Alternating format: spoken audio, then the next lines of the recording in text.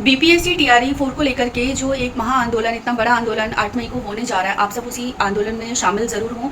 ये सोच के घर पे ना बैठे कि हमें क्या ज़रूरत है, जिसको जाना है वो तो जाएगा, जो होना है वो तो हो जाएगा, हम आराम से घर पे बैठेंगे, अभी तक हम किसी आंदोलन में नहीं गए तो अभी हमें ज़रूरत नहीं है। ये चीज़ मत सोचिए, क्योंकि जितने ज़्यादा छात्र उस आंदोलन में जाएंगे, जितनी ज़्यादा भीड़ होगी, इस आंदोलन का प्रभाव सरकार पर उतना ही पड़ेगा। इस बात को मान लीजिए, क्योंकि देखिए ये एक आखिरी आंदोलन है, इसके बाद आंदोलन की जरूरत पड़ेगी ही नहीं, क्योंकि ना तो फिर 5 आ रहा है टीआरई 5, ना टीआरई 6 आ रहा है, ना वैकेंसीज आ रही है, और आएंगी भी कब तो पता नहीं है, क्योंकि इसी में इतने ड्रामे हो रहे हैं कि अब लगता नहीं है दूसरी बार कोई वैकेंसीज टीचर को लेकर के आने वाली है। तो अगर आप इतनी मेहनत कर रहे हैं इस टीआरई 4 के लिए, तो अगर इस आंदोलन में शामिल होने की जरूरत पड़ेगी तो आपको भी आना पड़ेगा, क्योंकि वहाँ पे हर एक छात्र अपने हक की लड़ाई खुद लड़ने के लिए आ रहा है, और आपको भी अपने हक की लड़ाई खुद लड़ने के लिए जाना होगा। कोई किसी के लिए नहीं लड़ता है, आपको अपने लिए खुद खड़ा होना पड़ेगा। क्योंकि अगर आप अभी नहीं आए ना, और इस आंदोलन को अगर हम सफल नहीं कर पाए, तो फिर सरकार वही करेगी जो वो अब तक करती आई है, लटकाने का काम, अपनी मर्जी से नियम लागू करने का काम। क्योंकि सरकार ने अभी तक जो भी नियम लागू किए वो हमने मान लिया कि ठीक है, कोई बात नहीं है, हम फिर भी निकालेंगे, आप वैकेंसीज तो निकालो,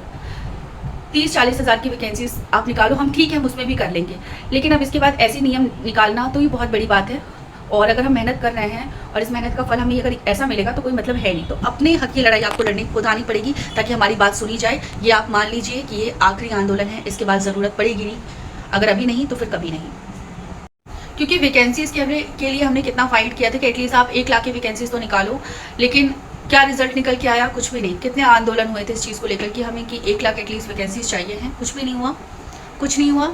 वो उतनी वैकेंसीज दे रहे हैं जितना वो देना चाहते थे, सरकार ने नहीं सुनी इस चीज़ को लेकर के।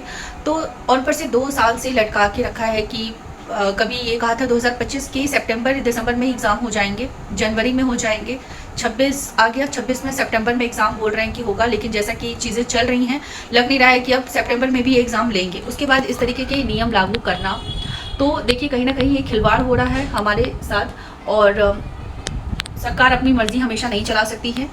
ये चीज़ सरकार को सुननी पड़ेगी, और सुनाने का हमारे पास एक ही मौका है। तो आप लोग अपनी बात रखने के लिए इस आंदोलन में ज़रूर आए, नहीं तो सरकार वही करेगी जो वो करना चाहती है। अगर उसे नहीं देना वैकेंसीज, वो नहीं देगी, उसे लटकाना है वो लटकाएगी। 2 साल 3 साल 4 साल जब तक होगा तब तक वो लटकाएगी, जो मर्जी वो नियम वो लागू करेगी, और हम कुछ नहीं कर पाएंगे।